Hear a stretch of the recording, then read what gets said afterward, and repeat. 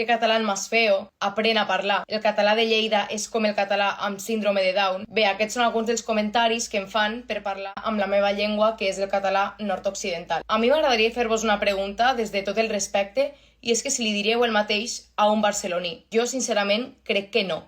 I això és el que passa quan un accent, en aquest cas el lleidatà, no té gairebé representació. Penso que estem en un moment en què cada cop es va acceptant més que hi ha creadors de contingut en català, però en canvi no acceptem que el català té diferents accents i diferents varietats dialectals. I és que em fa molta ràbia perquè si hagués de definir el català en una paraula seria riquesa. El català és una llengua superrica amb un munt d'accents diferents i en lloc d'abraçar aquesta característica sembla que un accent hagi de ser millor que l'altre o un hagi d'estar acceptat i l'altre no.